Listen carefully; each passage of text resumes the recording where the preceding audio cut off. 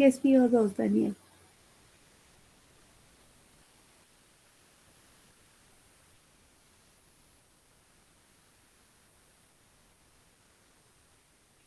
Fracción inspiratoria del oxígeno. Es para medir gases a nivel arterial, para ver si Arteria. hay alguna alteración por parte del metabolismo. Es Sí, ya es algo cierto. más completo de medicina. Ok. Ajá, exactamente. Las gasometrías, que es un tipo de análisis que se puede realizar en el laboratorio, es precisamente para la medición de gases que hay en las arterias. Obviamente, si sabemos que las arterias deben ser, eh, tener sangre rica en oxígeno, pues se espera que sea el oxígeno nada más abundante en este tipo de sangre.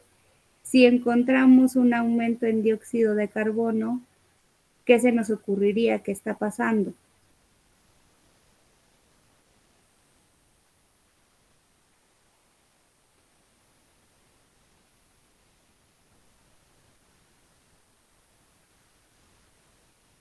Bueno, así para más fácil,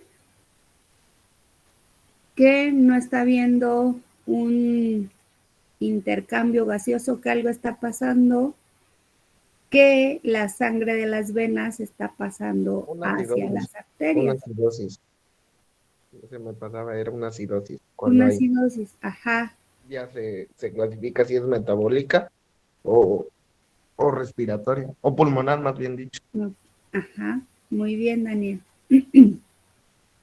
Entonces, no se preocupen para los demás, es un dato que van a ir aprendiendo poco a poquito. Digo, todavía estamos en anatomía, falta hematología, falta bioquímica clínica, entonces van a llegar a entenderlo muy bien.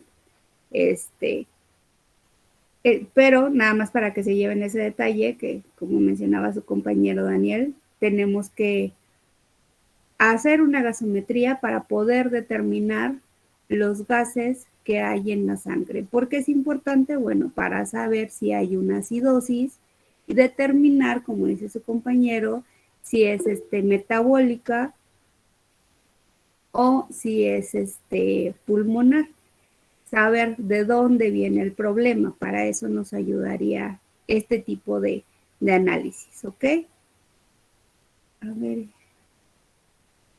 Ay, dice Daniel que si quieren les enseña a tomar gasometrías. Mientras que no me vaya a salir como el chico de la jeringa de 20 mililitros y de 10 mililitros. Les platiqué esa anécdota.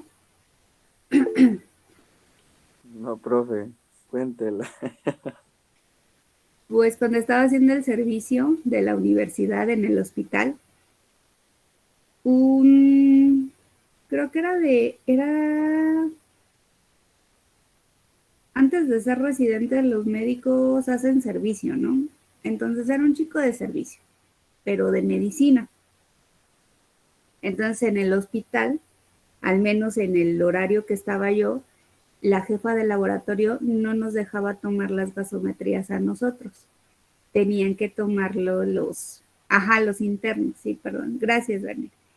Este, tenían que tomarlo los internos. Entonces, un interno se me acerca y me dice, oye, ¿me puedes ayudar a tomar una gasometría? Ah, que si podía tomarla yo.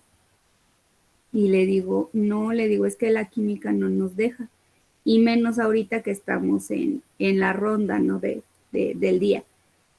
Este, y me dice, ah, ok. Dice, entonces me dices con qué jeringa puedo tomarla y saca de la bolsa de su bata dos jeringas, una de 20 mililitros y una de 10 mililitros. Para empezar, no sé de dónde sacó la de 20, porque esa se usa en veterinaria, no en un hospital. Bueno, no con pacientes humanos, pues.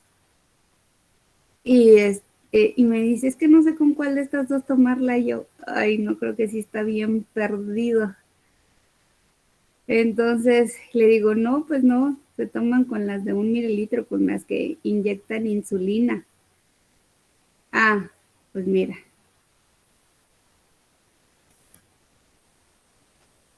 Sí, dice Daniel que sí se ocupan para diluir medicamentos. Bueno, es que al menos a nivel de laboratorio, pues no se ocupan las de 20.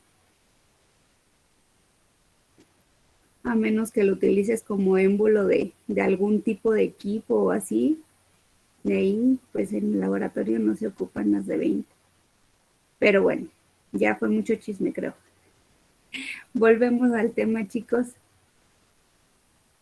¿Alguien que quiera aportar algo más acerca del aparato respiratorio?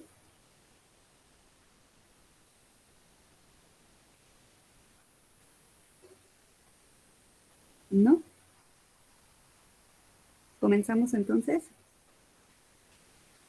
Les voy a hacer preguntas a través de bueno, en el transcurso de la exposición, entonces estén pendientes.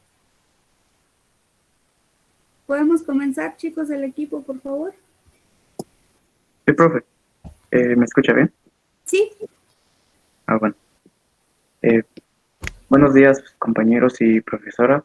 Buenos días. Nosotros somos el equipo 3 y el tema de nuestra exposición corresponde al aparato respiratorio. Nuestro equipo está conformado por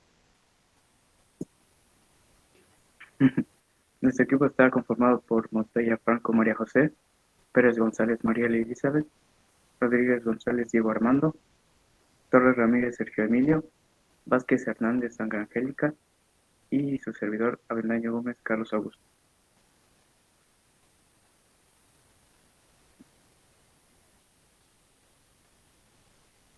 Definición. Podemos definir al aparato o sistema respiratorio como un conjunto de órganos y conductos que están presentes en el cuerpo de los seres vivos, el cual les permite intercambiar gases con el medio ambiente en donde se encuentren.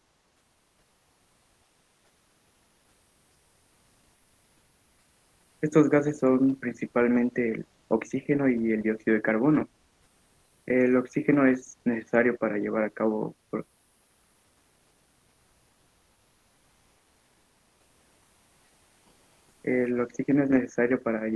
procesos de obtención de energía en las células, en la respiración celular.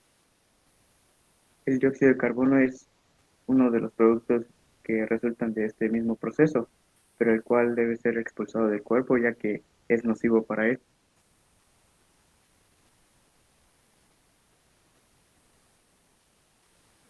Área que lo estudia. La principal área que se encarga de estudiar este sistema es la neumología.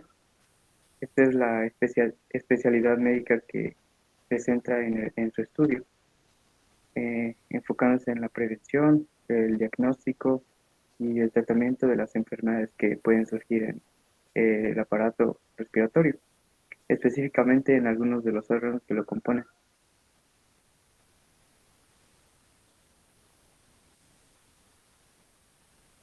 Características. Prolongación e importancia. El aparato respiratorio comienza a partir de la nariz y la boca y continúa a través de las vías respiratorias hasta llegar a los pulmones.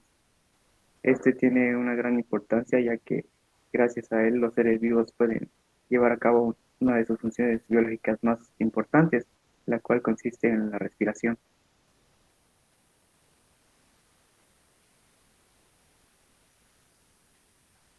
La respiración. Esta es una función biológica que realizan todos los seres vivos, la cual consiste en el intercambio de gases del organismo con el entorno en el que se encuentren, a través de la inhalación, que es la entrada de aire al organismo, y la exhalación, que es la salida de este. La respiración es repetitiva, automática e involuntaria. Esta es la principal función del aparato respiratorio, debido a que con ella se lleva a cabo la obtención del oxígeno que necesitan las células y la liberación del dióxido de carbono presente en el cuerpo.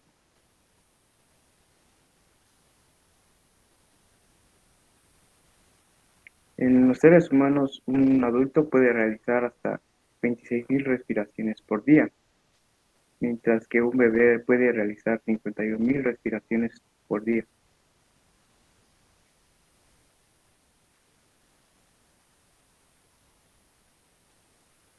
Funciones inusuales.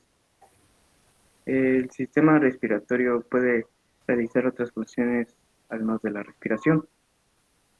Estas pueden ser provocadas debido a la reacción ante estímulos externos a los que el cuerpo está expuesto, por el cansancio físico que puede presentar o por reacciones involuntarias que el organismo necesita realizar. Estas funciones son la tos.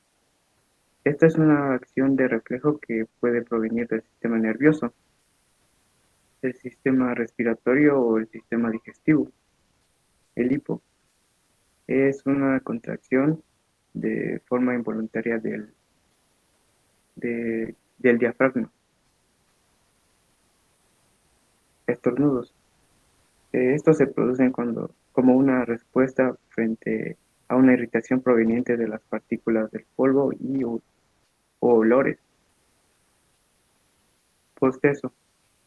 Este está relacionado con el sistema nervioso y se le puede asociar con el cansancio físico, mental o con los niveles de sueño de una persona. Suspiros. Es, Esta es una manera de nivelar el volumen del aire que ingresa en el cerebro. Y por último, la risa. Esta es una serie de acciones que desprende aire del cuerpo de manera corta, débil e intermitente.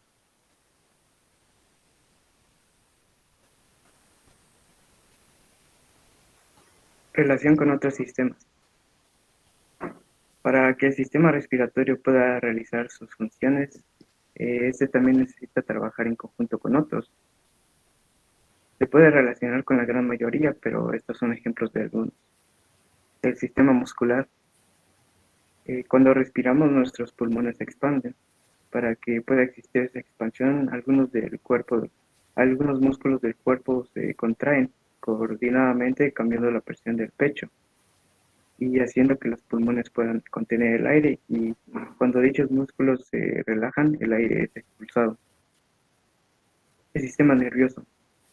Podemos controlar el ritmo de nuestra respiración, pero esta es coordinada y controlada automáticamente por el sistema nervioso central, ya que nos permite que se detenga mientras nosotros estamos conscientes, ya que no permite que se detenga mientras estamos conscientes o no. Y el sistema circulatorio.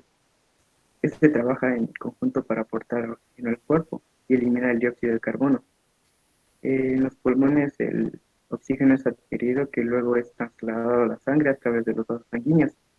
Luego este llega a las células y de igual forma la sangre traslada el dióxido de carbono resultante de los procesos de la célula hasta los pulmones, donde luego es liberado.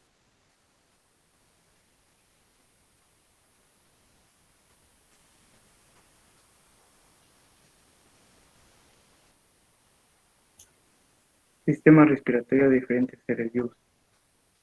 No todos los seres vivos presentan el mismo tipo de respiración. Por ello, el sistema que implementan para realizar puede ser diferente, estructural y funcionalmente.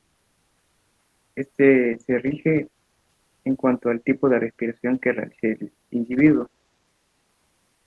En el caso de los seres humanos, nosotros poseemos pulmones en nuestro sistema y por ello es que tenemos un tipo de respiración llamado pulmonar. En algunos tipos de invertebrados, como los lombrices, la respiración es cutánea, ya que respiran a través de la piel. La respiración branquial la llevan a cabo los animales que viven en el agua y poseen branquias. Y otro tipo de respiración es la respiración traqueal. Esta es realizada por los insectos a través de la tráquea. Estos tipos de respiración eh, ori- originan sistemas diferentes, pero que cumplen una función en común.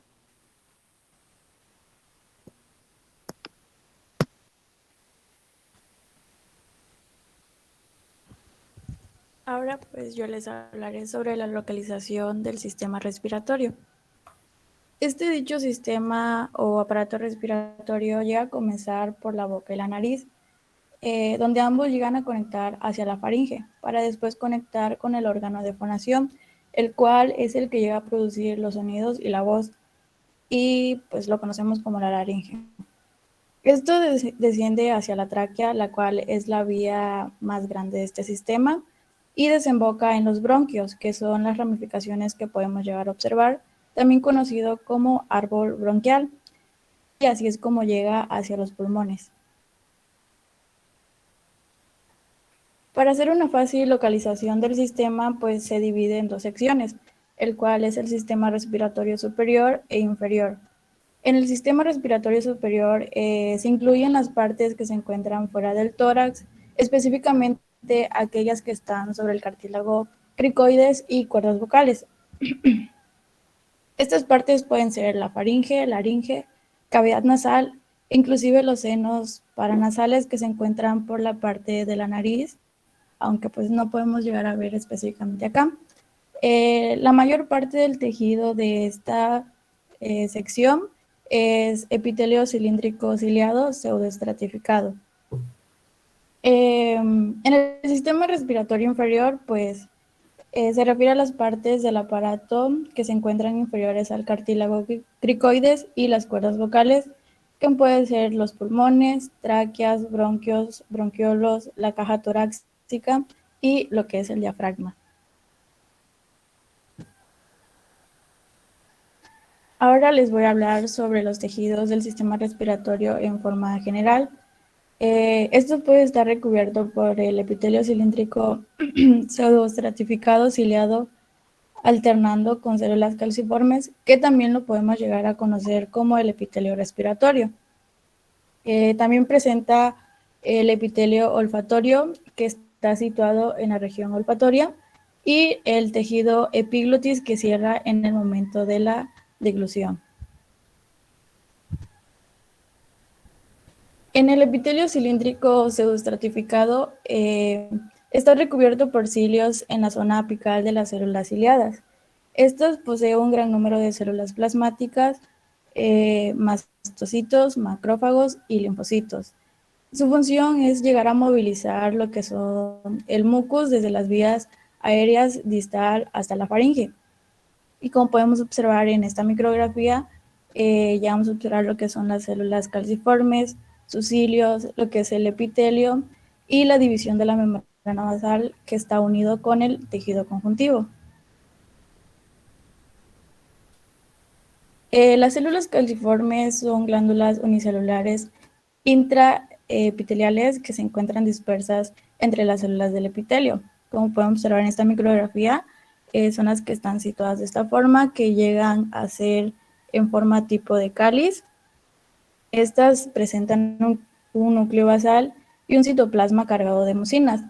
Cabe recalcar que las mucinas es el principal componente del moco, y como principal función es secretar el moco, que ayuda a proteger y lubricar la superficie interna del sistema.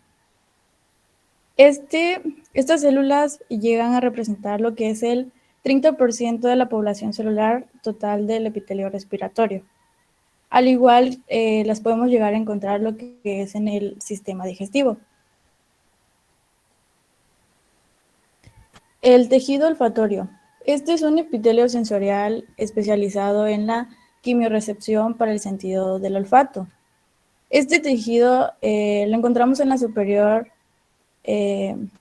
cavidad nasal, debajo de la lámina cribosa. Este tiene una gran capacidad de regenerarse, pero solo en lesiones graves se puede llegar a perder lo que es el olfato. Estos daños se pueden dar por lo que es la inhalación de sustancias tóxicas, enfermedades sistemáticas o ya sean por daños estructurales cerebrales. El epitelio de los seres vivos por lo general tienen 50 millones de neuronas bipolares sensitivas olfatorias intercaladas con células de apoyo similar a las glías y las células madres basales. Como nota, pues les pongo que es uno de los 3 epitelios sensoriales del cuerpo más importante, junto con el auditivo y el visual. En el sistema olfatorio podemos encontrar sus componentes principales como células neurosensoriales olfatorias que son de forma bipolar, perdón, y sus axones se unen en forma de nervios olfativos. Como podemos observar acá, estos son los axones que llegan a conectar con los cilios olfativos que encontramos en la parte inferior, perdón. Eh, las células de sostén, que son las que dan forma al epitelio respiratorio. Y por siguiente, pues las células sustentaculares que llegan a aportar el apoyo físico, dan nutrición y aislamiento eléctrico a las células olfatorias. Las que siguen son las células madres basales, que son basófilas, cortas y tienen una capacidad de proliferación. Pueden reemplazar lo que son las células olfatorias y sustentaculares. Y por último tenemos lo que es la glándula de Bowman, que es una glándula que nos ayuda a secretar para disolver sustancias odoríferas, que estas pueden ser sustancias o compuestos químicos volátiles. Como podemos observar, aquí está nuestra glándula y aquí está el conducto de Bowman donde pues llegamos perdón, a secretar lo que son los mocos. El tejido epiglotis. Esta es una lengüeta o tapa de tipo cartilaginosa que se llega a extender por delante y por encima de la laringe, en la entrada de la laringe, perdón. Su función es cerrar el aditus laríngeo durante la deglución. La deglución es una coordinación entre el sistema respiratorio y digestivo, lo que ayuda a prevenir el pasaje de comida o líquidos de pulmones hacia los pulmones. Por eso nos dicen que cuando estemos comiendo, pues por lo general, pues no hablemos, porque eso es lo que hace la epiglotis, abre y cierra al hablar, y pues así evitar que pasen algunos accidentes y llegar pues a ahogarnos. Y como podemos observar en esta micrografía, este es el tejido epiglotis que llegamos a obtener, bueno, que llegamos a tener en la entrada de nuestra laringe.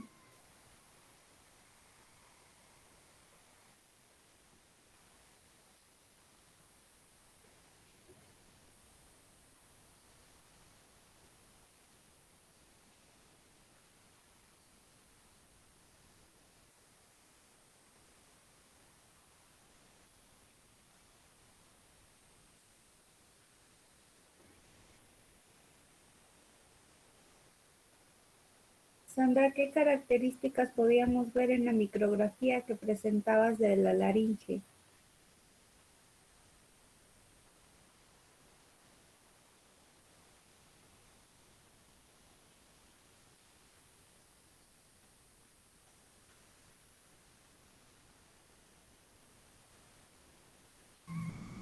En esa, profe, Uh-huh.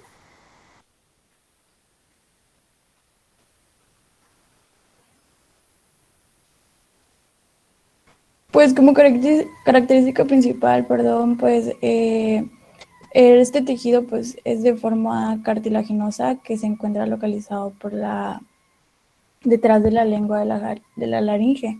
Ajá.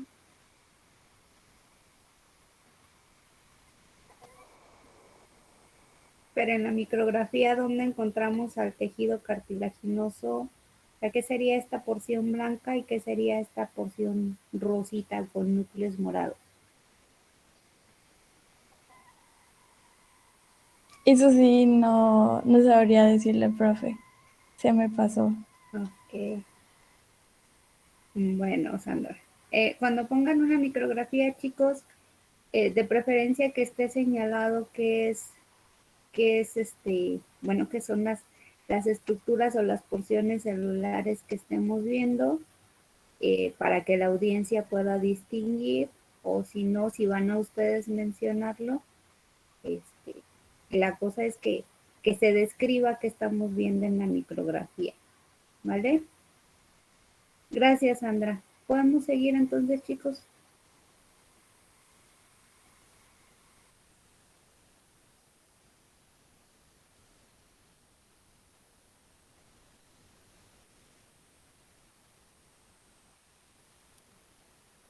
¿Sí me escucha, profe? Un poquito bajo.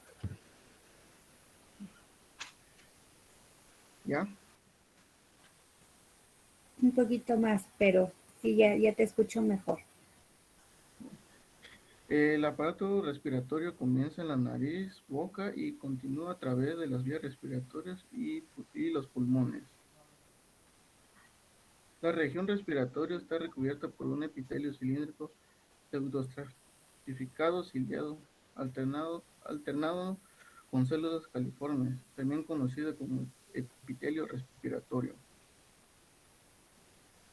Nariz. El aire entra en el aparato respiratorio a través de la nariz o de la boca. Si pasa por la cavidad nasal, el aire se calienta y humidifica.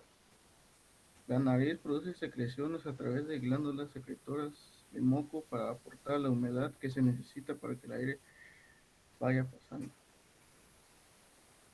La fosa nasal está recubierta de una membrana mucosa, que en su parte más alta está constituido por un epitelio.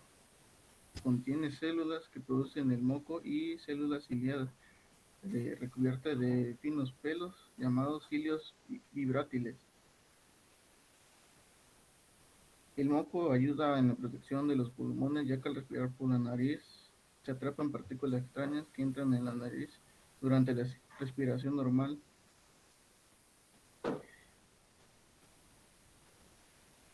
El moco engloba las sustancias nocivas como virus, bacterias, polvos.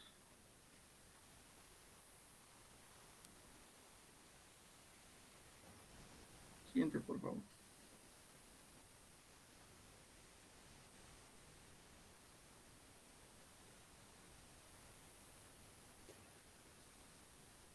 Faringe.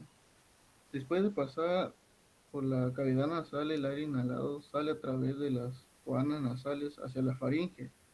La faringe es un tubo muscular en forma de embudo que contiene tres partes: nasofaringe, oranfaringe y laringofaringe.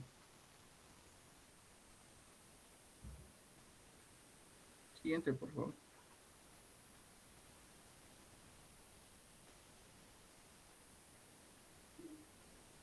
La nasofaringe es la primera y superior parte de la faringe. Se encuentra posterior a la cavidad nasal.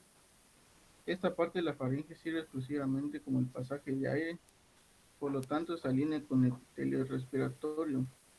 Inferiormente, la úvula y el paladar blando se elevan durante el proceso de la deglución, permitiendo cerrar la nasofaringe y evitar que la comida que ingerimos ingrese a la cavidad nasal. Siguiente, por favor.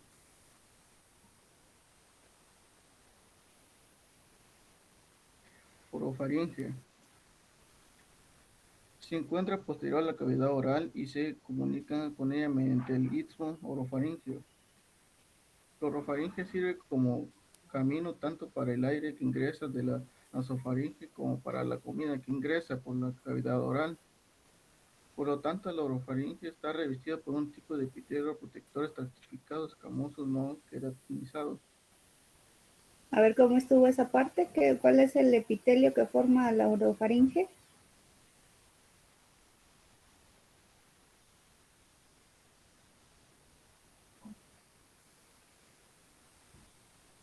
¿Cómo, profe?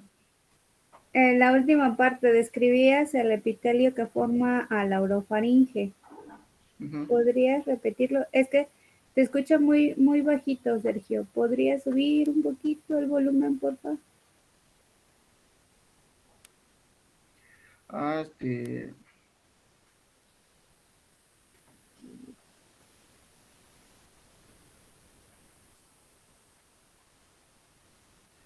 que la orofaringe está revestida por un tipo de epitelio protector. Ajá.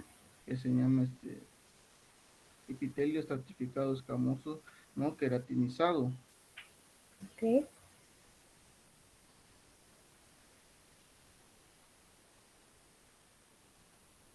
Te lo explico qué es. Y a ese nivel no creo que sería necesario que tuviéramos el epitelio queratinizado. ¿Por qué, chicos? La pregunta es para todos, ¿eh?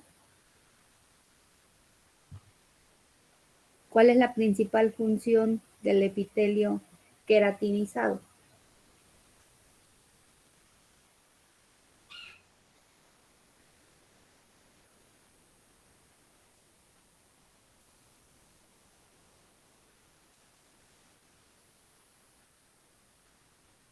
No todos a la vez, uno por uno.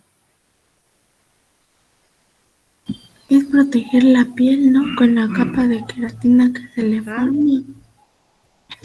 Ajá, muy bien, Fernanda. La capa de queratina, ¿a partir de qué viene? ¿Cómo está formada? ¿Se acuerdan?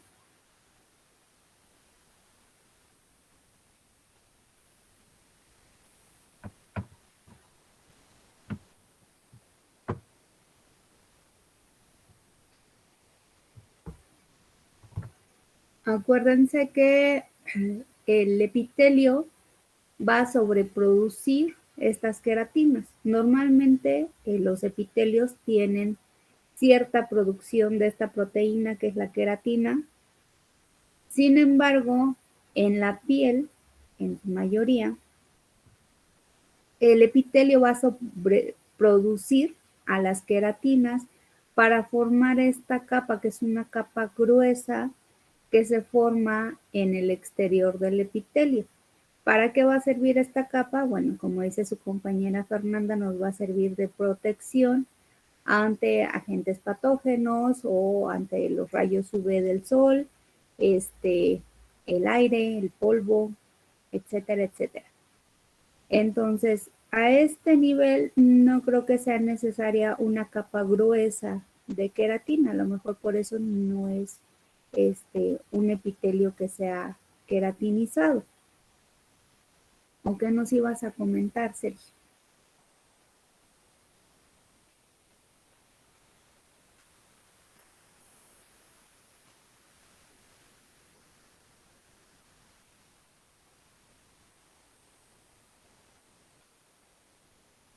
Sergio, como lo interrumpí, ya no quiere hablar, dice. No sé qué estoy, bro. Ok. La siguiente, por favor.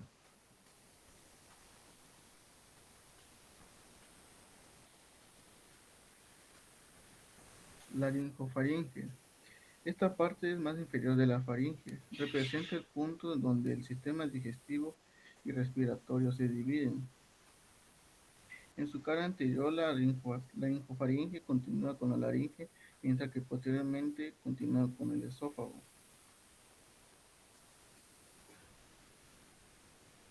Siguiente, por favor.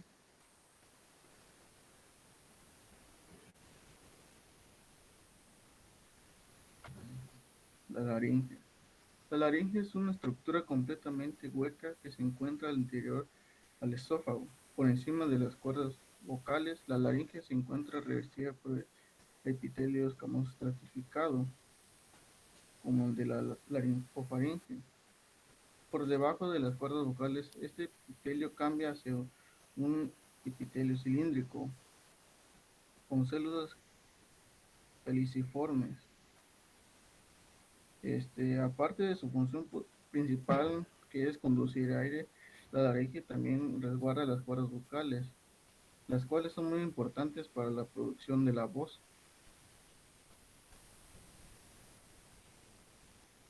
Siguiente, por favor.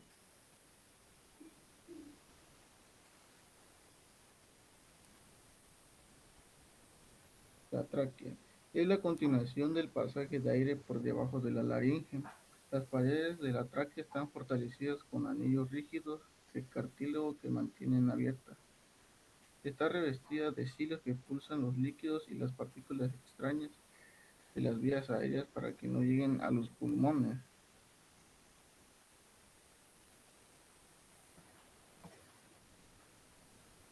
Y esta está formada por mucosa. La mucosa está formada por un epitelio electroestratificado,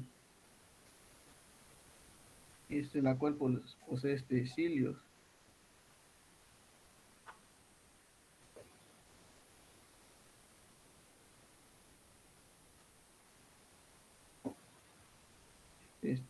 En el extremo inferior de la tráquea se dividen los conductos izquierdo y derecho llamados bronquios que se conectan con los pulmones. Dentro de los pulmones los bronquios se ramifican y forman bronquios más pequeños o conductos incluso más pequeños llamados bronquiolos.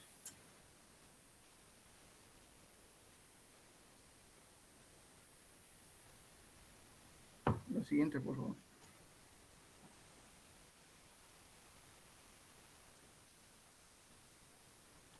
Ok. Ahora, como dato agregado, la tráquea se encuentra inferior al cartílago tiroides, así como también superior a la división del bronquio, perdón, principal izquierdo y derecho. Los bronquios también son conocidos como bronquios principales o primarios, los cuales constituyen la vía aérea del tracto respiratorio que conduce aire hacia los pulmones. Referente a la división de los bronquios principales izquierdo y derecho, dicha división se conoce como bifurcación traqueal y se encuentra al nivel del ángulo external de Lewis y la vértebra quinta torácica. Llegó. Respira profundo. Inhala, exhala y vámonos un poquito más lento. Ok, perdón. No te preocupes. Encontrada al nivel del ángulo external de Lewis y la quinta vértebra torácica. O en ocasiones, dos vértebras superiores o inferiores según cambios de volumen pulmonar ocasionados por la respiración. También es importante señalar que el bronquio principal derecho es más ancho, corto y dispuesto en una posición vertical, más vertical en comparación con el izquierdo. Este bronquio entra en el pulmón derecho aproximadamente a nivel de la quinta vértebra torácica y posee 3 subdivisiones que se convierten en bronquios secundarios, también conocidos como bronquios lobares.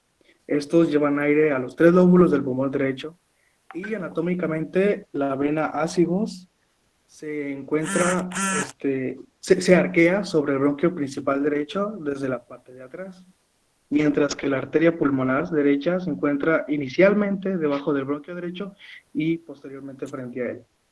Los bronquios primarios se componen por cartílago y una membrana mucosa similar a la que se encuentra en la tráquea. Además de esto, el cartílago hialino forma un anillo incompleto en los bronquios más grandes que les da el aspecto característico en forma de D, y en los bronquios de menor tamaño se puede encontrar una apariencia de pequeñas placas e islas. Siguiente. Siguiente diapo, por favor. Ahora, conforme se va yendo hacia abajo, la estructura de los bronquios se va haciendo más y más pequeña hasta que dejan de conocerse como bronquios y se conoce como bronquiolos, Diego, los cuales son ramificaciones. ¿Sí? Perdóname que te interrumpa, pero vas muy rápido. Entonces, no vamos a Perdón, lograr captar todo lo que nos estás diciendo. Ok. Respira profundo.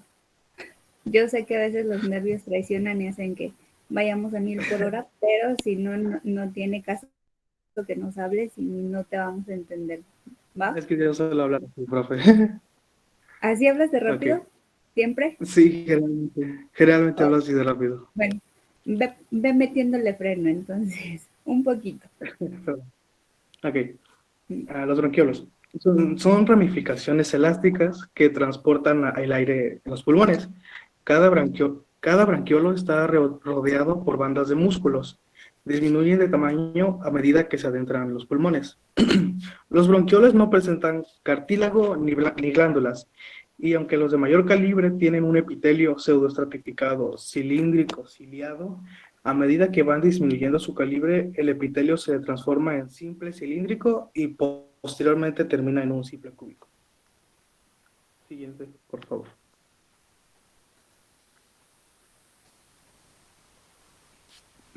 Los alvéolos. Como término general, los alvéolos, el término alvéolo se refiere a una cavidad o cuenco hueco en latín. Sin embargo, en esta presentación hace referencia a los alvéolos pulmonares, los cuales se hallan interconectados unos con otros por los llamados poros con, que facilitan la distribución de gas. En un adulto promedio, cada pulmón contiene aproximadamente 480 millones de alvéolos, con un rango que va desde los 274 y los 790 millones, cuya superficie interna combinada de 75 metros cuadrados aproximadamente, más o menos las dimensiones de una cancha de tenis. Cada alvéolo a su vez está rodeado por una red de capilares sanguíneos proveniente de pequeñas ramas de la arteria pulmonar. Así como sabemos, los alvéolos son los lugares donde se produce el intercambio de gases entre sangre y aire. Las cavidades están revestidas de un epitelio simple, plano, que aumenta enormemente la superficie de contacto con el aire. El epitelio alveolar contiene los neumocitos 1 escamosos y 2 cuboidales. Siguiente, por favor. ¿Qué tipo de células tienen los alvéolos, perdón? Revestidas con un epitelio simple plano, el cual ayuda a aumentar la superficie de contacto con el aire. Okay. Y el epitelio alveolar contiene los neumocitos 1 escamosos y 2 cuboidales. Ok. Gracias. Okay. Sí.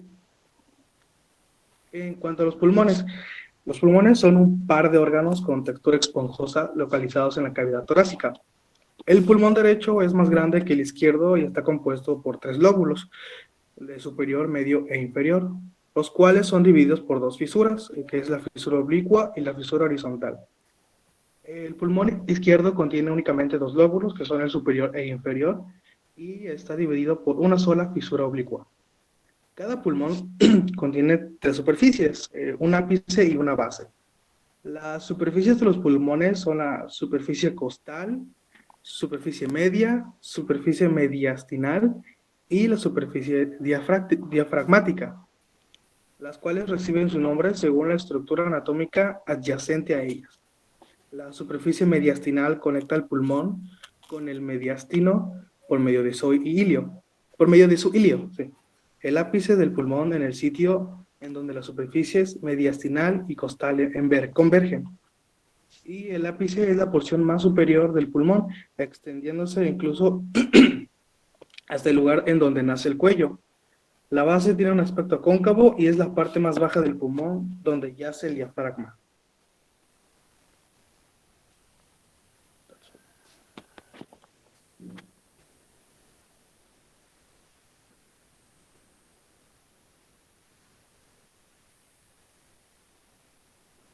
Bueno, yo hablaré sobre la función. Siguiente, por favor.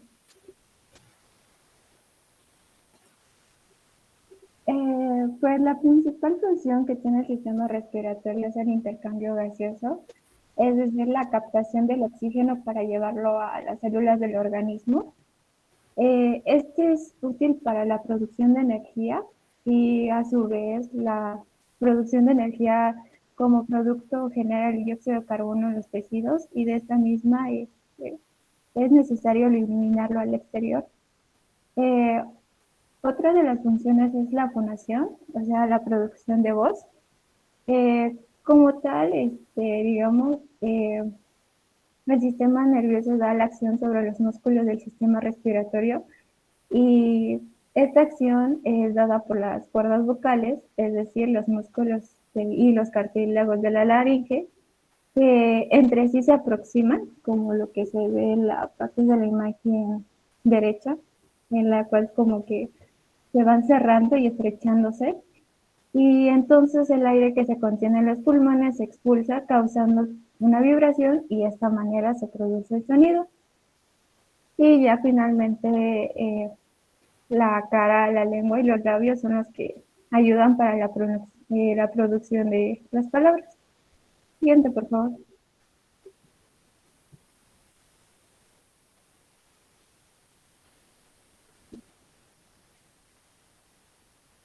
Otra de las funciones importantes para el organismo es el equilibrio ácido-base, y esto está estrechamente con la regulación del pH sanguíneo. Pues el sistema nervioso contiene algunos receptores de dióxido de carbono y de hidrógenos en sangre, y pues su relación estrecha con el líquido cefalorraquídeo, que posteriormente les explicaré en el momento del control de la respiración porque influye demasiado.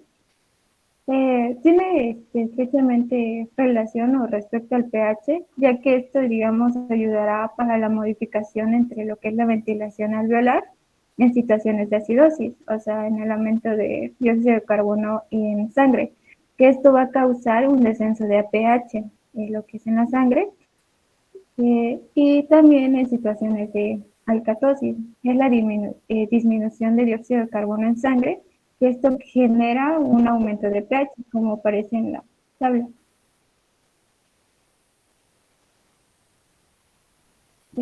Siguiente, por favor.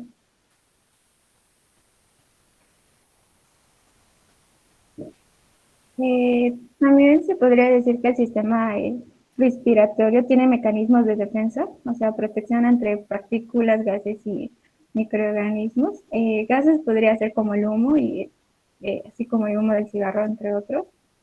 Al momento de que estos son inhalados, pues la primera parte en la cual entra como protección sería la nariz, ya que esta contiene lo que son el mucus, que es producida por las células falciformes, y esto digamos de que las filtra para que estas no pasen a las siguientes partes de lo que es el sistema respiratorio.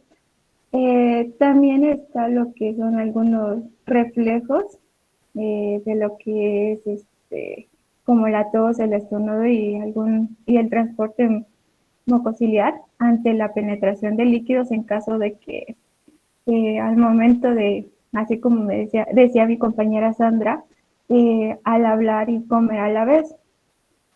Y también entra lo que son los macrófagos alveolares y distintas enzimas en el caso de que lleguen a entrar algunas partículas al alveolo. Siguiente, por favor.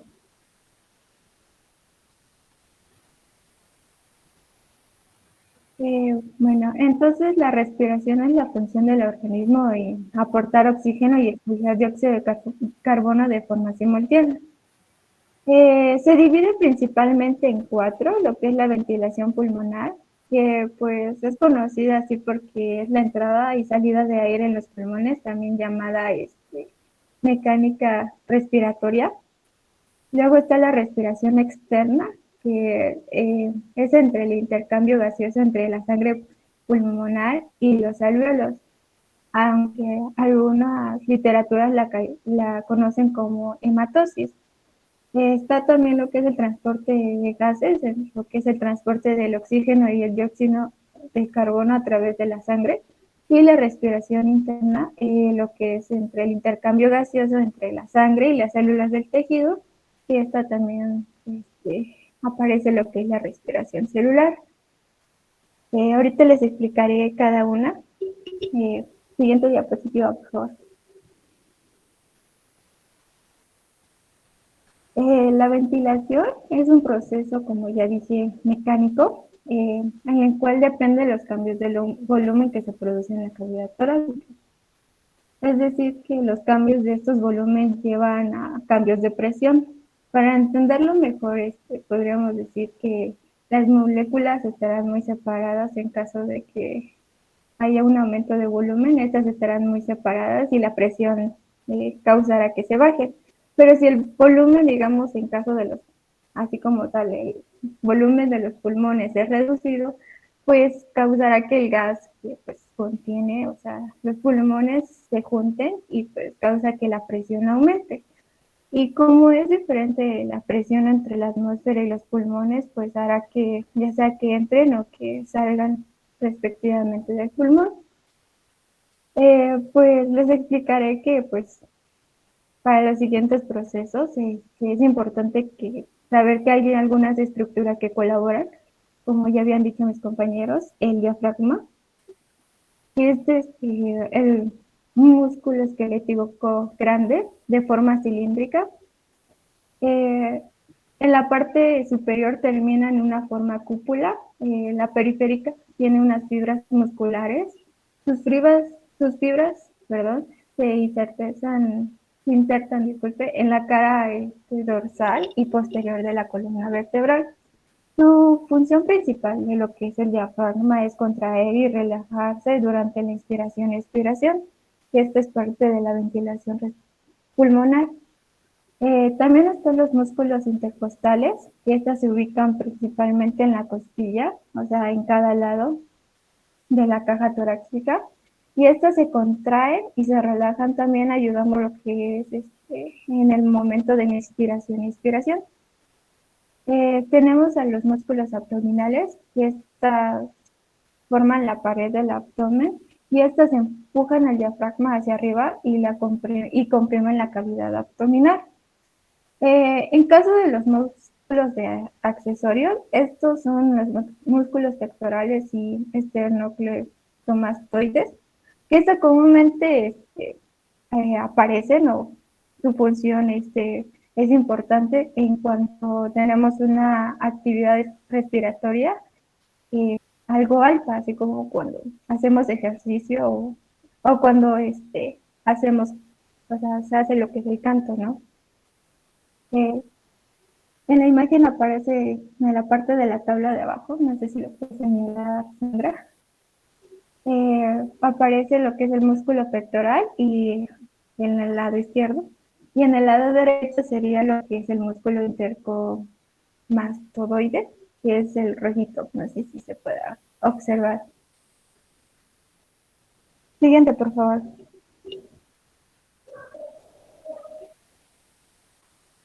Bueno, entonces la ventilación, se me olvidó comentarle en la diapositiva anterior, se basa de la inspiración y expiración. La inspiración es la introducción de aire en los pulmones, y esta se lleva a cabo por lo que es la contracción de los músculos intercostales externos y el diafragma.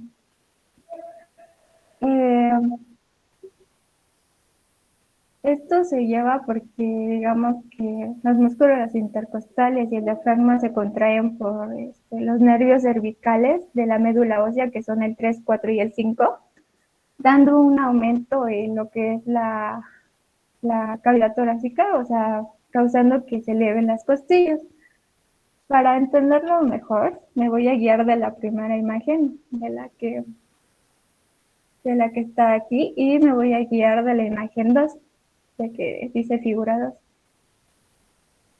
2. El diafragma, cuando se contrae, digamos, se mueve hacia abajo, como aparece en la imagen 2, y esta causa que se aplane y que mande todas las vísceras abdominales hacia abajo. La contracción de los músculos intercostales ayuda a que, digamos, elevar la parrilla costal, que la parrilla costal, digamos, es entre la base del cuello y lo que es el diafragma, como aparece en la imagen de la derecha, donde están las flechitas, por si es de la parrilla costal, en donde están señaladas toda esa parte. Entonces, hace que el esternón se vaya hacia arriba y de esa manera, pues, se eleven las costillas. Siguiente diapositiva, por favor. De esta manera, como los pulmones están adheridos a lo que es la pared torácica, se expande. Como ya había mencionado, tiene que ver mucho lo que son los volúmenes con la presión. Entonces, el volumen intrapulmonar, o sea, el volumen que está dentro de los pulmones, hace que la presión del pulmón disminuya con respecto a la presión de la atmósfera, como aparece en la figura 2, que va disminuyendo con respecto a la atmósfera. Esta disminución va a causar que el aire ingrese a los pulmones para mantener el equilibrio entre las presiones. Por eso se considera que la inspiración es un proceso activo y es el más prolongado que la expiración. Siguiente, por favor.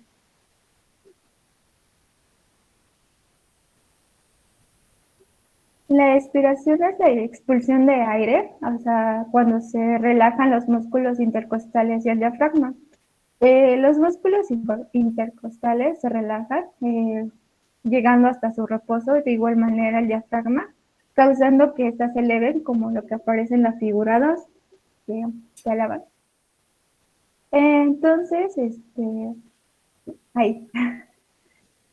Entonces, lo que es la parrilla costal, o mejor dicho, las costillas descienden y de esta manera se disminuye lo que es la caja torácica y la presión intrapulmonar.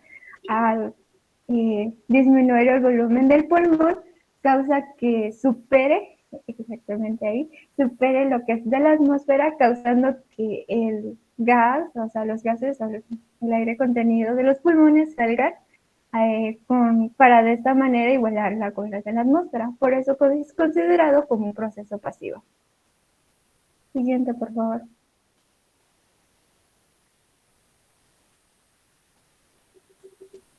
Entonces, así sería la inspiración, lo que es la elevación de las costillas, y esto es dado por los músculos y el diafragma en su contracción, y la expiración es el descenso de las costillas por la relajación de lo que es el músculo intercostal y el diafragma. Y pues vamos a ver un pequeño video.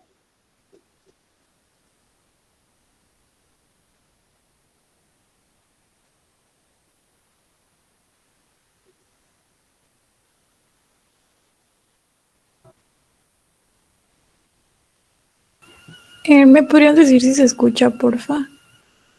Sí, ya te digo. Este es el músculo llamado diafragma.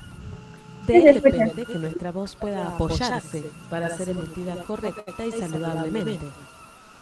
Como pueden ver, se encuentra en la zona media de nuestro cuerpo. Si observan con atención, podrán compararlo con un fuelle.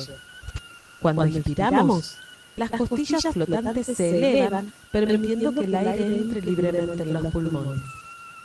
Durante la expiración, el tiende y se relaja, y la caja torácica vuelve a su posición.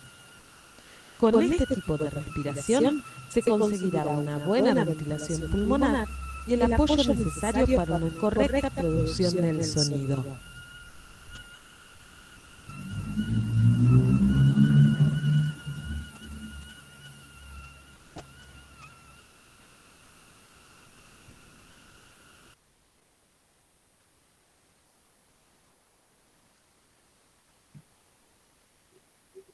Siguiente diapositiva, por favor.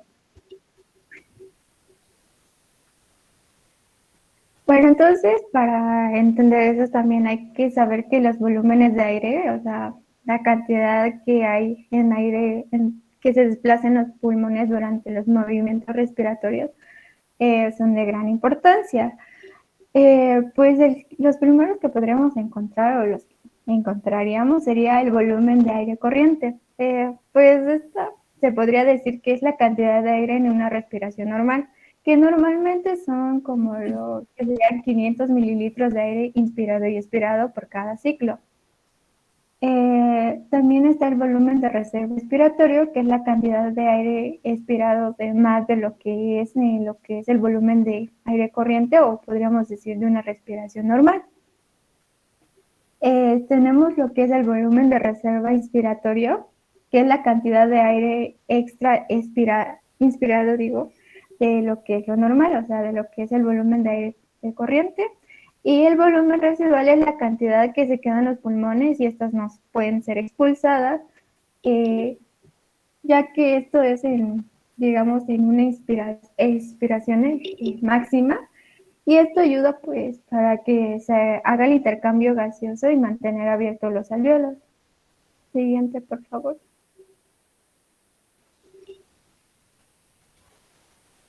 Las capacidades pulmonares son entre las combinaciones o las sumas entre los volúmenes de aire de las anteriores. Yo puse principalmente que son dos, las que yo consideré que pues, tienen más relevancia. La primera es la cantidad de pulmonar total, o sea, la cantidad que tienen los pulmones, y esto es por la suma de los 4 volúmenes anteriores que acabo de mencionar, que es volumen de corriente, el volumen de reserva inspirado, el volumen de reserva expirado y volumen residual, como aparece en la gráfica de la derecha superior, que todo eso sería la suma, la capacidad pulmonar total. Y la capacidad vital que es el aire que puede ser inspirado y expirado de los pulmones con respecto a lo que es volumen de reserva inspirado y volumen de reserva expirado. Para entenderlo de esta otra forma más sencilla, sería la suma del volumen de corriente, la suma del volumen de reserva inspiratorio y el volumen de reserva expiratorio. En la parte de abajo se encuentra lo que es el espirómetro, que ese es como el instrumento que se utiliza para poder medir estos volúmenes y capacidades que había mencionado anteriormente. Siguiente, por favor. Bueno, como había mencionado, la respiración se dividía en 4. Entonces, esta sería la segunda, la respiración externa, que es el intercambio gaseoso entre los alveolos y la sangre. En donde el aire alveolar, o sea, contiene más cantidad de dióxido que la de la sangre, por eso se hace el intercambio, y la sangre, como tiene más concentración, menos concentración de oxígeno que el alveolo, entonces digamos que el oxígeno pasa a la sangre y que el dióxido de carbono que tiene la sangre pasa al alveolo. Bueno, entonces nos guiaremos de la imagen de la derecha, en donde en el número 1, digamos, o sea, el aire expirado, o sea, el aire como el alveolo tiene más cantidad de oxígeno, como había dicho, pasa por difusión pasiva porque la concentración de oxígeno en la sangre es menor. Entonces, esa pasa y entonces el oxígeno, como ya había mencionado, traspasa la membrana y luego en el punto 3, hasta el punto 3, por la vena pulmonar llega al corazón, en donde esta, digamos que pasa por la aorta y llega hasta lo que es el transporte sanguíneo por todo el cuerpo. Sí. Ya llegando al tejido, se hace el intercambio entre el dióxido de carbono y el oxígeno, que posteriormente lo voy a explicar. Entonces, como el tejido expulsa dióxido de carbono, llega otra vez nuevamente a lo que es el corazón, en el punto 4, por la vena pulmonar también. Y ya de ahí es enviado, pues como digo, de nuevo al corazón, y ya de ahí del corazón pasa al alveolo otra vez. Y ya luego nuevamente se hace el intercambio de dióxido de carbono con el alveolo, también pasando la membrana y por difusión pasiva, porque ya que la cantidad de concentración de dióxido es mayor que la de sangre, pues se intenta igualar con lo del alveolo. Ya el dióxido de carbono será expulsado posteriormente al exterior. Siguiente. Si tienen alguna duda, me dicen para que no se vayan perdiendo o algo así. ¿Alguna duda hasta ahorita, chicos? O nota que les faltó también. ¿Algún apunte que no hayan completado o alguna duda? ¿No? Profe. Ok. Bueno, entonces, disculpe. No te preocupes, Marieli, sigue. Ok, entonces hablaré de la circulación pulmonar, que entra de gran importancia por el intercambio entre lo que sería el oxígeno que recibe al corazón y hasta transportarla a lo que es el resto del cuerpo y viceversa, ¿no? Entonces, digamos que el pulmón recibe la sangre a través de la arteria pulmonar izquierdo y derecho, y las arterias bronquiales, que son las ramas de la aorta. Entonces, la arteria pulmonar izquierdo entra al pulmón, lo que es el pulmón izquierdo, y la arteria pulmonar derecha entra a lo que es el pulmón derecho, como aparece en la imagen de la izquierda. Entonces nos guiaremos de la imagen de la derecha para explicarles más o menos la circulación con respecto al intercambio de sangre oxigenada y desoxigenada. Entonces, en el punto 1, donde está la aurícula derecha, que está abajito, eso ahí, digamos que llega la sangre desoxigenada, o sea, con poca cantidad de oxígeno a través de lo que es la vena camba superior y camba inferior, que esa la encontramos en esa misma, no sé, ahí aparece el nombre camba superior, que aparece en la parte superior, y la camba inferior, que está como bajito. Esas vienen, llegan ahí y ya de ahí pasan a lo que es el ventrículo derecho. La cama superior y inferior son las que vienen del cuerpo. Por si tenían duda o algo así. Entonces, llegan al ventrículo derecho y del ventrículo derecho, digamos que va a lo que es la válvula pulmonar, llegando así a la arteria pulmonar, que está arribita, ahí. De la arteria pulmonar transporta la sangre a los pulmones, respectivamente al izquierdo y al derecho, para recibir el oxígeno. Ya después, la sangre ya oxigenada llega nuevamente al corazón por las venas pulmonar izquierdo y derecho, que aparece en el número 4, en la cual esta luego se drenará por la aurícula izquierda y que posteriormente al ventrículo izquierdo de forma regulada por la válvula mitral. Ya posteriormente del ventrículo izquierdo va a llegar a lo que es la aorta, como había mencionado, que es la parte 6, el punto 6, y ya posteriormente de la aorta está la sangre ya oxigenada, la distribuye posteriormente a todos los tejidos del cuerpo. Siguiente diapositiva, por favor.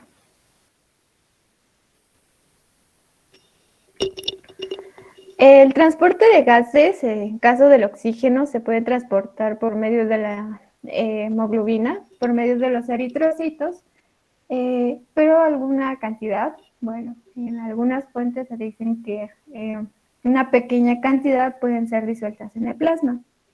En caso del dióxido de carbono, dice que se pueden transportar de dos maneras, como ion de bicarbonato, que esto, digamos que la transformación de dióxido de carbono se da lo que es en el eritrocito por la combinación o lo que se da por con iones de hidrógeno, y así se forma lo que es rápidamente ácido carbónico, que posteriormente se formará lo que es el agua.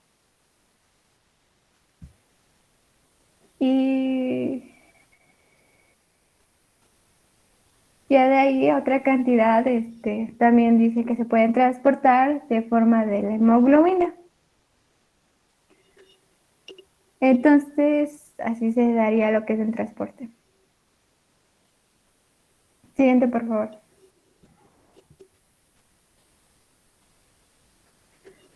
En la respiración interna es el intercambio entre lo que es el intercambio gaseoso entre lo que es la sangre y los tejidos, en donde digamos que en el punto 1 de la imagen de la derecha, digamos, el oxígeno se libera de la hemoglobina y rápidamente entra a lo que son los tejidos, en la cual este oxígeno será utilizado en la respiración celular, como ya había mencionado, para generar energía, y como resultado da lo que es el dióxido de carbono.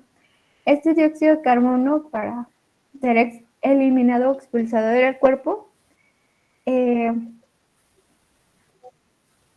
se forma o se libera como iones de bicarbonato, o pueden transportarse de forma con la hemoglobina, y estas pasan rápidamente a lo que es la sangre, llegando así otra vez nuevamente a lo que es el corazón. De ahí, después de nuevamente llegando al corazón, llega al alvéolo, y del alvéolo se hace el intercambio de otra vez entre lo que es el oxígeno y el dióxido y así se elimina. Bien, ahí aparece un videito de cómo más o menos se hace el intercambio.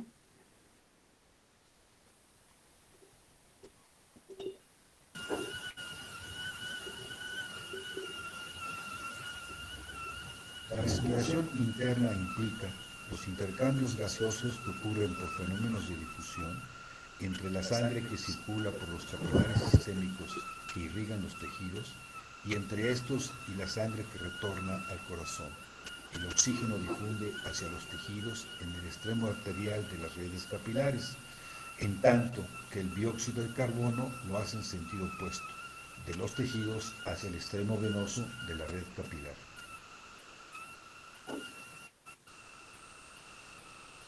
No sé si se pausó el video. ¿Podemos repetirlo y checar si le podemos subir un poquito el volumen? Por favor.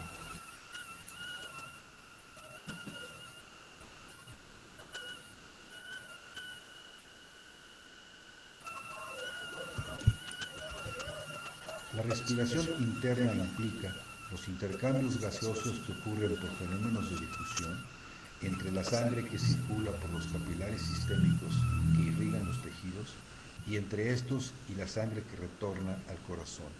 El oxígeno difunde hacia los tejidos en el extremo arterial de las redes capilares, en tanto que el dióxido de carbono lo hace en sentido opuesto, de los tejidos hacia el extremo venoso de la red capilar.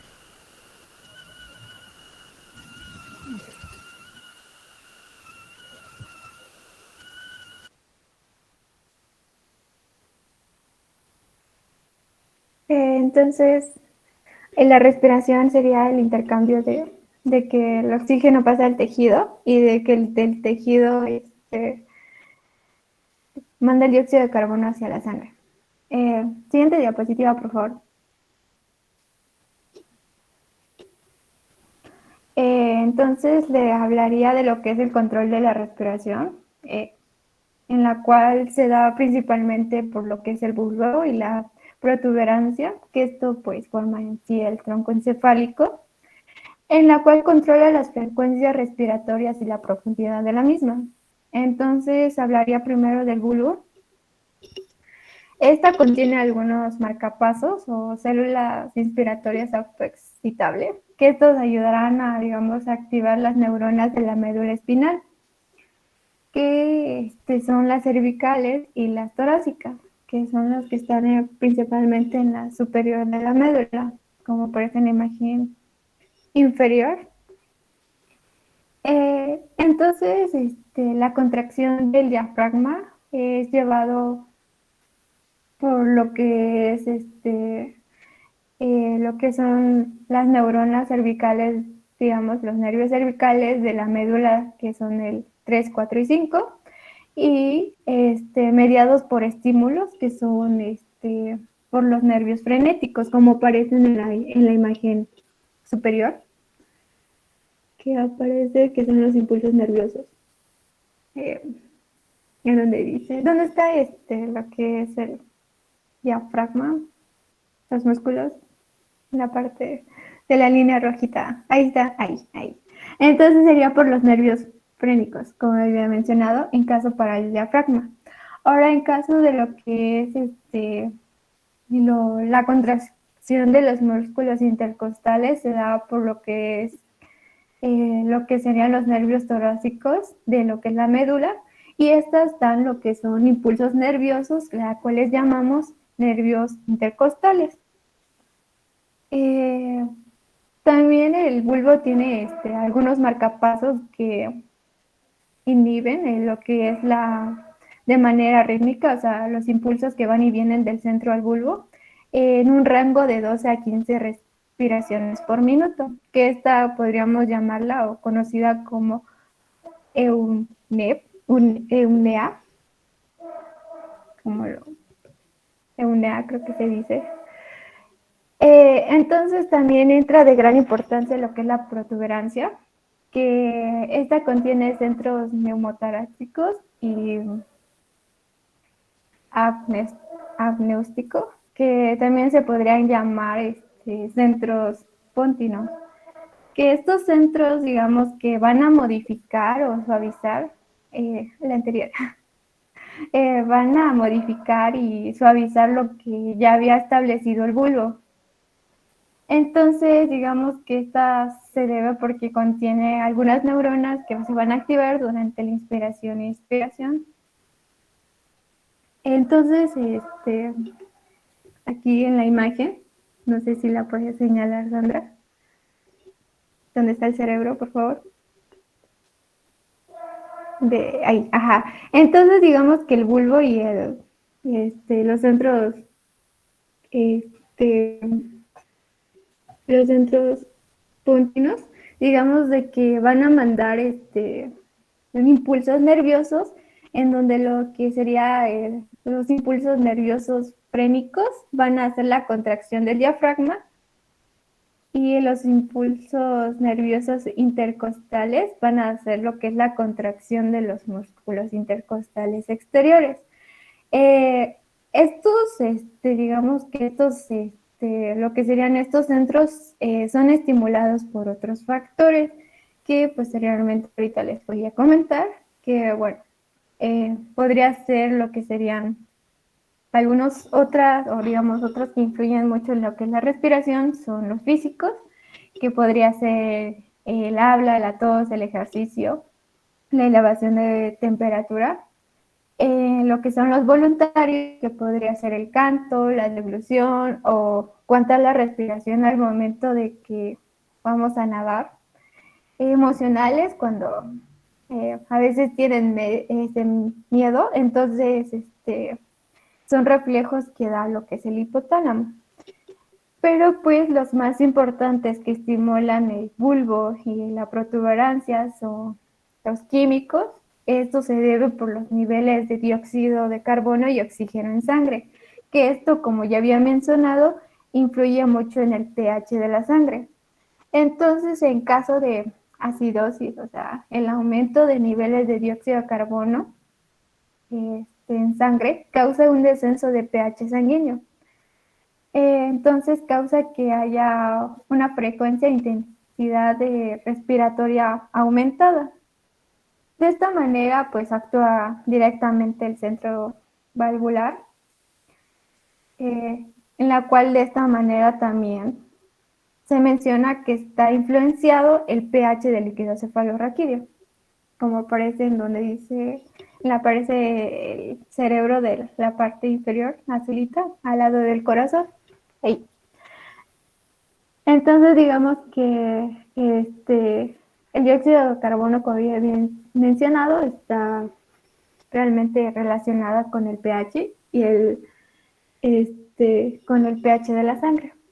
Ahora, muy bien, en caso de las concentraciones del oxígeno, se detecta a través de quimiorreceptores periféricos, que estos van en torno a la aorta, o sea, al corazón posteriormente, y que aquí envía algunos impulsos, manda impulsos al bulbo para que estos, digamos que se vuelvan a regular y controlar la respiración para que ver si estas sean mayores o no, para regular la cantidad de oxígeno necesario para el organismo.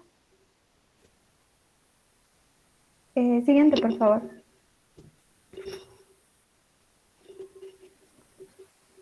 Entonces la respiración, digamos, las flechitas rojas son del oxígeno, las flechitas azules son del dióxido de carbono. Entonces en el exterior entra por la nariz. Entonces, ¿qué pasó? ¿Alguien iba a hablar? No, creo que alguien abrió su micrófono. Ah, bueno. Así no te preocupes, nadie. Pero pues cualquier duda, pues ya me pueden decir. Entonces, digamos que el oxígeno entra hacia la nariz, en la cual se filtra, se humedece y se calienta aproximadamente a 37 grados. Entonces, esto es ayudado por lo que es el moco que se produce en la nariz, que es producida por el crisiforme. Es necesario que se caliente el aire, entra por la nariz para que este no dé las temperaturas muy frías a lo que son los alvéolos. Ya de ahí pasa lo que es la faringe, en donde pasa posteriormente hacia la laringe, que ahí sí me faltó, y de ahí pasa la tráquea, que en la tráquea digamos que también retiene ciertas partículas que, pues, que pudieron pasar de la atmósfera, y posteriormente pasa a los bronquios y bronquiolos, que también aquí hace como alguna retención de ciertas partículas que sí llegaron ahí para evitar que no lleguen al pulmón. Entonces del pulmón pasa a la sangre, luego posteriormente al corazón, luego vuelve el corazón a lo que es la sangre, hacia el resto del organismo para llegar a un tejido que lo necesite. Y ya posteriormente del tejido pasa otra vez a la sangre, que sería ya el dióxido de carbono, de la sangre vuelve al corazón otra vez, luego otra vez al pulmón, los bronquios y bronquiolos, la tráquea, la laringe, la faringe, la nariz y así posteriormente al exterior. Siguiente, por favor.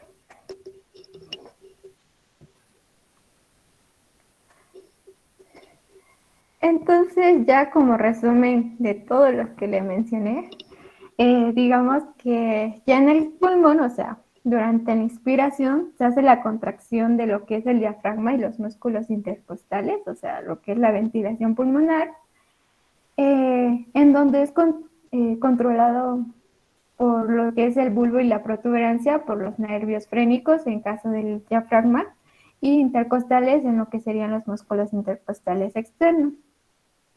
Ya de ahí el oxígeno pasa a la sangre por el intercambio, lo que es el intercambio alveolar, ahí,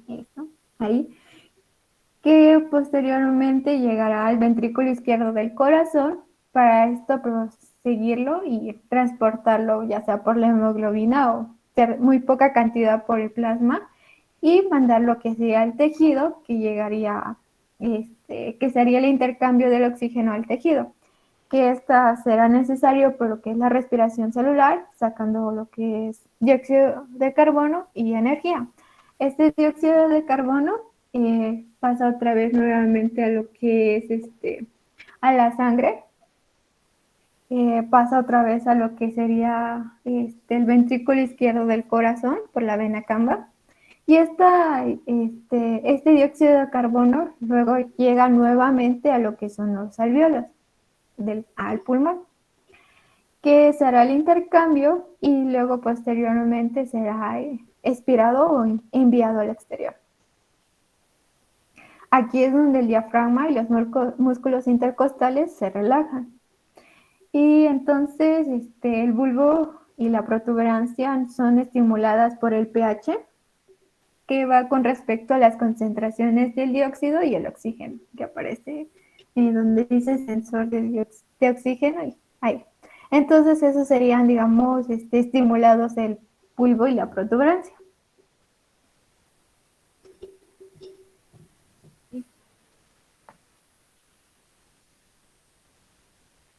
Pasamos tantito, ya habías terminado, ¿verdad, Marieli, supongo? Ya, profe. Ok. Te iba a decir para que descanses tu garganta, pero bueno, ya terminaste. Sí, ya terminé, profe. ¿Alguna Okay. duda antes? Porque sí es algo extenso. ¿Alguna duda? Si no, para que les deje con mi compañera María José para que explique la histogénesis. ¿Tienen alguna duda, chicos? No, profe, de mi parte no. Ok. Bueno, entonces, ¿no tienen dudas? Híjole. No, pero todavía nos falta Noé. Digo, Daniel, perdón. Por eso les decía que entraran bien desayunaditos o al menos con su café al lado. Ya no nos falta mucho, pero sí. ¿Podemos pausar tantito, chicas, en lo que hago unas preguntas? Sí, profe, está bien. A ver, chicos, así en corto, lo que acaba de mencionar su compañera Marieli, bueno, no lo dijo tal cual, pero es algo que ya vimos. ¿A qué sistema pertenecen el bulbo y la protuberancia, que son de donde van a venir los estímulos para que se pueda llevar a cabo la respiración?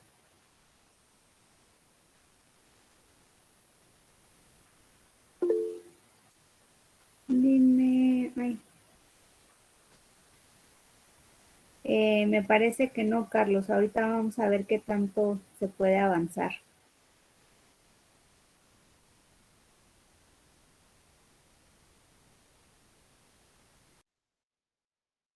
Qué tan rápido contesten las preguntas y participen. ¿Alguien se acuerda entonces a qué sistema pertenecen el bulbo y la protuberancia?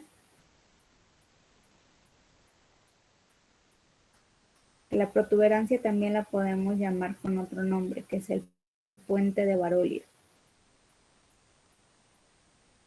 ¿Puedes repetir lo que dijo? Claro que sí, Fernanda. Les preguntaba que a qué sistema pertenecen el bulbo y la protuberancia. Ajá, muy bien, Diana Paola. Ya nos lo dijeron aquí en el chat. Diana Paola nos dice que pertenecen al sistema nervioso. Ok. ¿A qué parte del sistema nervioso?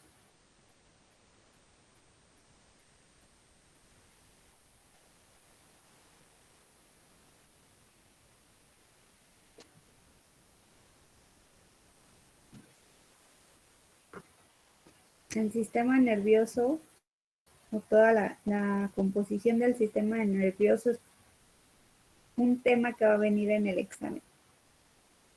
Entonces ya deberíamos saber, digo, ya nos dijo Diana Paola que pertenecen al sistema nervioso, pero ¿a qué parte del sistema nervioso pertenece? Dime, Eduardo, te escucho. ¿Pertenece al sistema nervioso central? Ajá. Específicamente al encéfalo. Muy bien. Al encéfalo, acuérdate que el sistema nervioso central comprende el encéfalo, el tronco o tallo encefálico y el cerebelo. Entonces, específicamente no es el encéfalo. ¿Sería qué parte? ¿Al tronco encefálico? Ajá, el tronco encefálico. ¿Quién habló? Perdón, ya no vi quién habló el último. Yo, Fernanda. Ah, sí, Fernanda. A ver, dejen, anoto sus participaciones antes de que se me olvide. Eduardo, Diana Paola, Fernanda. Entonces, el bulbo y la protuberancia, que también podemos llamarle a esta protuberancia puente de Barolio, van a pertenecer al sistema nervioso central, específicamente al tronco encefálico. ¿Ok? A ver, ahora más relacionado con el tema del aparato respiratorio.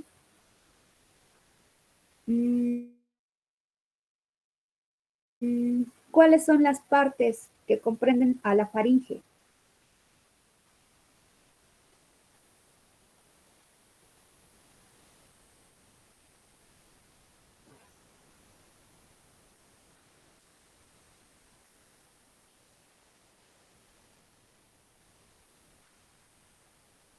¿Quién dice yo? Dime, Valeria. Creo que solo me acuerdo de dos, la nasofaringe, la laringofaringe, y la otra no me acuerdo, profe. Ok. ¿Alguien recuerda cuál es la tercera? Gracias, Valeria. Dime, Ruth. ¿Es la hipofaringe? La hipofaringe me parece que es lo mismo que la laringofaringe. Es Sí, es la misma, profe. Ajá, entonces nos faltaría una.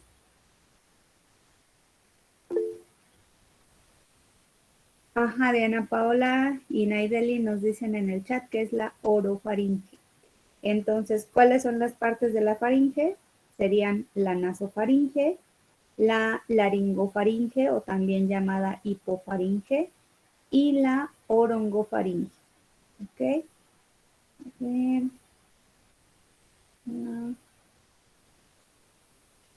Valeria.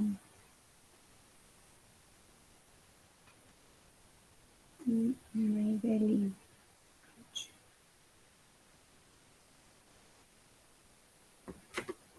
Ok. ¿Qué estructuras colaboran en la ventilación?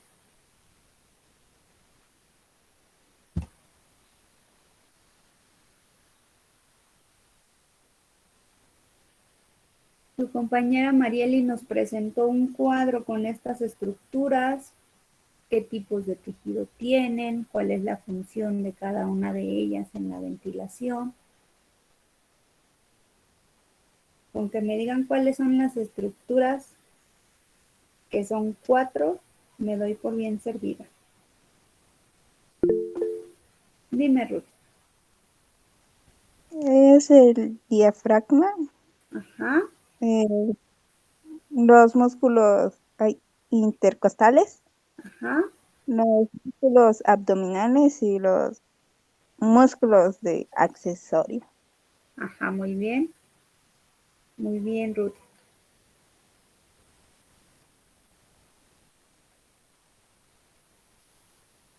Así es, entonces las estructuras que colaboran en la ventilación van a ser el diafragma, los músculos intercostales, los músculos abdominales y los músculos accesorios. ¿Ok?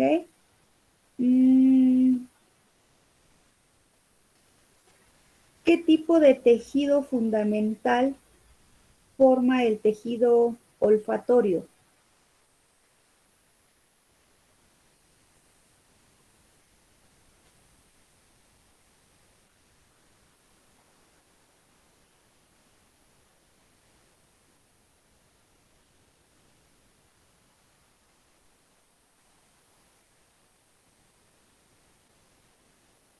¿Quién dice yo?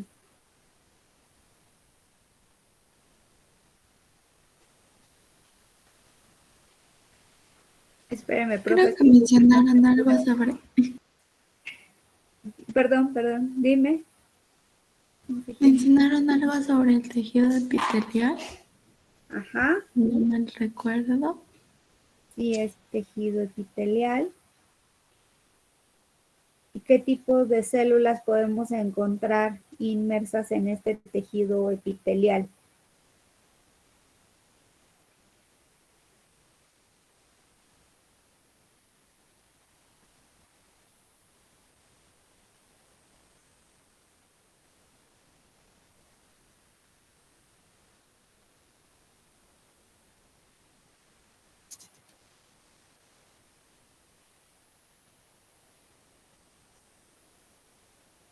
¿Se acuerdan? Solo recuerdo algo de células bipolares. Ok. Y axones, algo así, que contenían axones. ¿Y qué estructura o qué células, qué estructuras? ¿Qué células son las que tienen estos axones?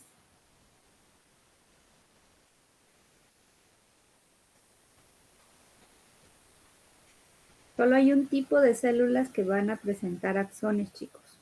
Las neuronas. Ah, muy bien. Entonces, esta va a ser la parte sensorial que va a estar en el tejido inmersa, en el tejido epitelial, para que puedan tener ese olfato, para que puedan identificar el estímulo, que es un aroma, un olor que viene del exterior, y a partir de estas células se van a identificar estos aromas, estos olores, para que lleguen al cerebro y a partir de ahí tengamos una respuesta a partir de este estímulo. ¿Ok? A ver, ¿qué otra pregunta? Ajá. ¿Cuáles son las partes de la laringe?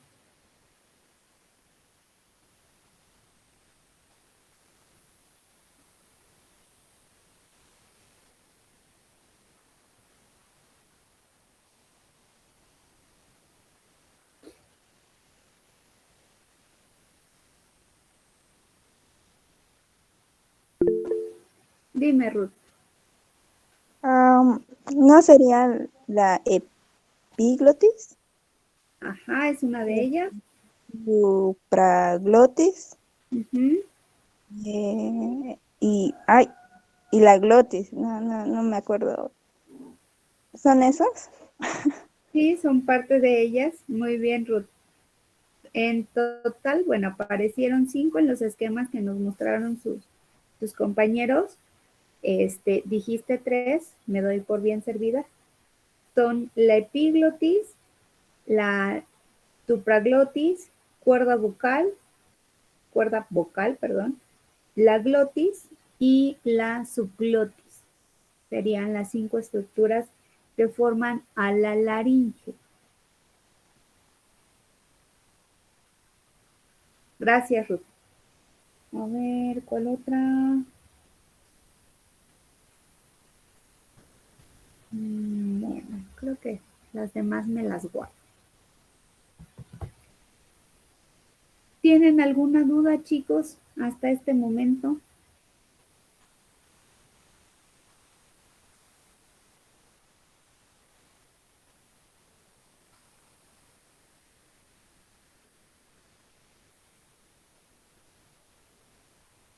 Sí, no, tal vez. Déjeme reviso los apuntes y luego le digo. No, profe.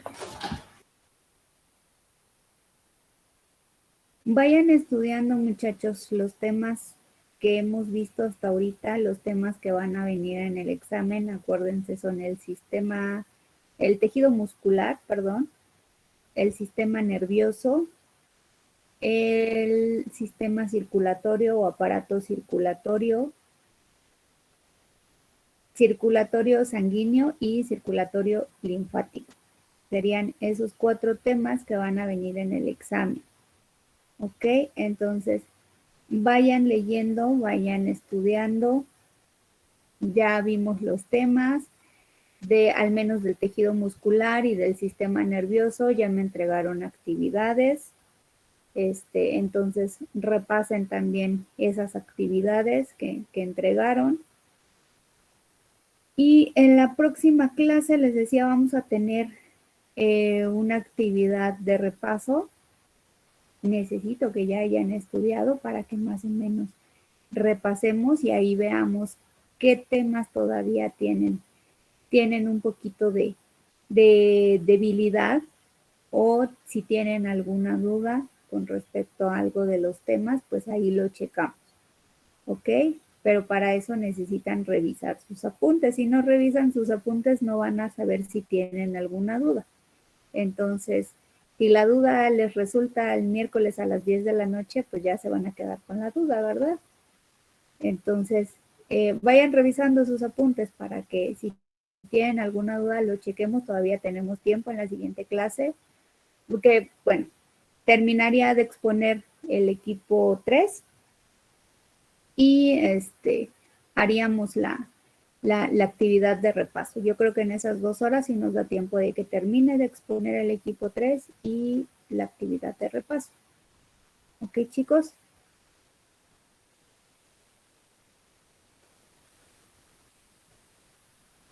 Sí, profe. Bueno.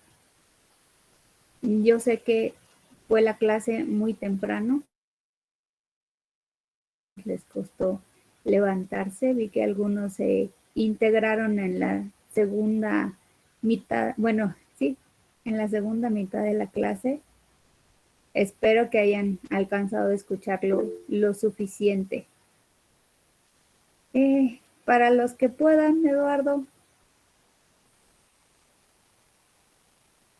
a ver si se les pasa los temas que hay que estudiar para el examen.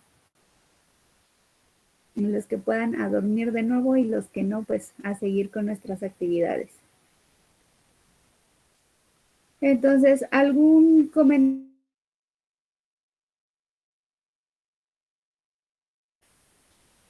¿Queja?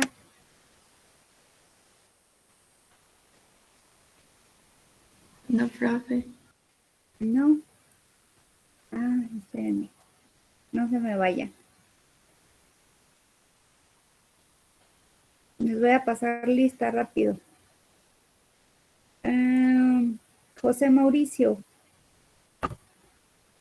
Presente, profe. Alan.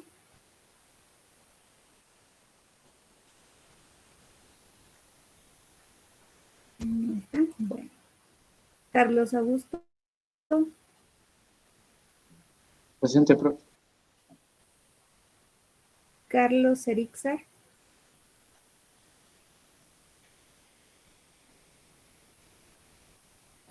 ¿No?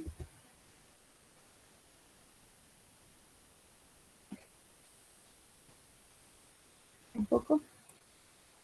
Diana Camila. ¿No? Okay. Eduardo. Presente. Valeria. Presente, profe. Diana Camila sí estaba, profe, no sé, en algún momento de la hora, ahorita se le ha de haber cortado el internet, pero sí estaba. Ok.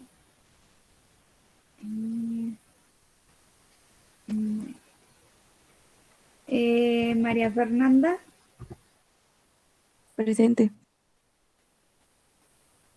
Noé. Presente, profe. Naideli. Presente, profe. José Esteban. Presente, profe. Alejandro. Presente, profe. Christopher. Mauricio Alonso.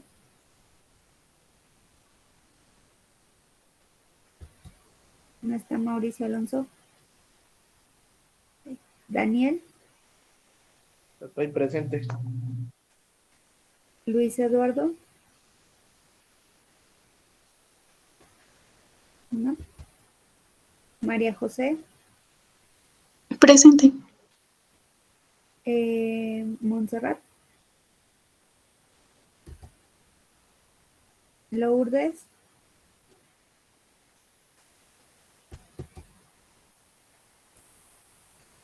Ana Gabriela. Presente, profe. Oscar. Presente, profe. Marieli. Presente, profe. Fernanda. Presente. Guillermo. Presente, profe. Diego Armando. Presente, profe. Diana Paola. Presente, profe. Ruth. Presente. Astrid. Presente. Sergio Emilio. Presente, profe. Indra.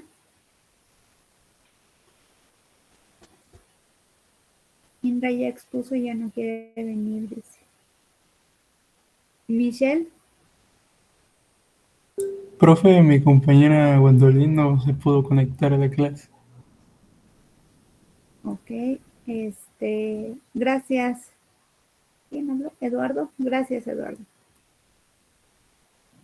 Sandra Angélica. Presente. Ok. Claro que pasó.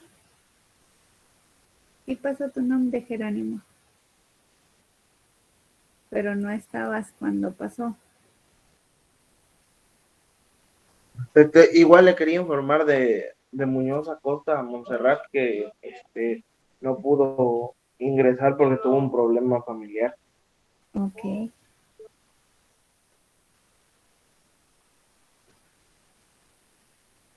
Bueno, chicos.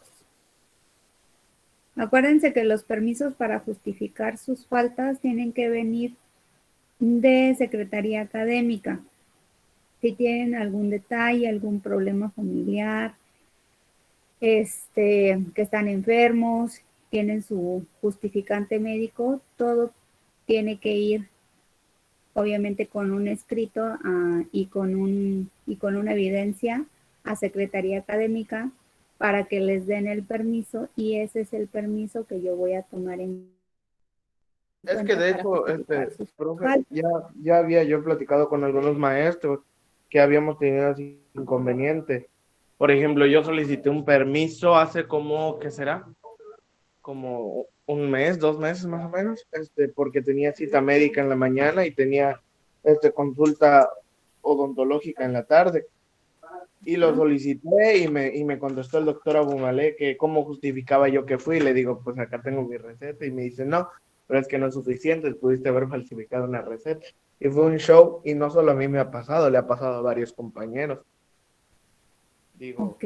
nosotros lo podemos solicitar, pero igual está en que la Secretaría Académica, la verdad, por algunas que otras personas que han hecho mal uso de los permisos, pues no nos lo quieren proporcionar muy bien, pues.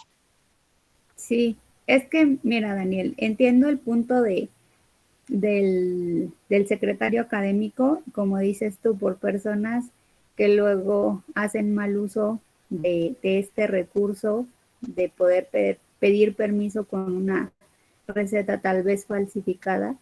Pues uno ya, ahora sí que como dicen, la burra no era arisca, la hicieron. Entonces, pues sí, se supone que ustedes tienen derecho a un servicio médico, ¿no?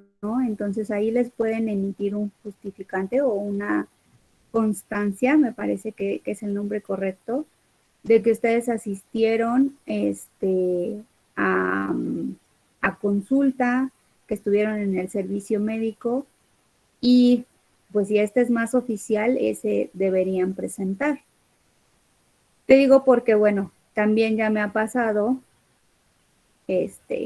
que supuestamente tienen un problema y al ratito están las fotos de que andan aquí y allá. Entonces, pues también, ¿no? Digo, uno, bueno, más bien el secretario académico, que es la autoridad, pues ahí también hay que entender ese punto. Entonces, sí, de hecho hablamos con los profes. Bueno, yo me tomé la libertad, platiqué con Monse y pues llegamos al acuerdo de hablar con los profesores y hablamos hace tiempo, no sé si con ustedes logramos hablar, pero no, hablamos para que pues si en algún momento había un inconveniente, pues nos echaran la mano, porque igual cuando se les va el internet, la vez pasada mandaron fotos, mandaron todo y contestó el secretario que era responsabilidad de cada uno buscar las herramientas para que cada uno pudiera tomar su clase. Y por ejemplo, a nosotros se nos fue la luz en toda la colonia. ok.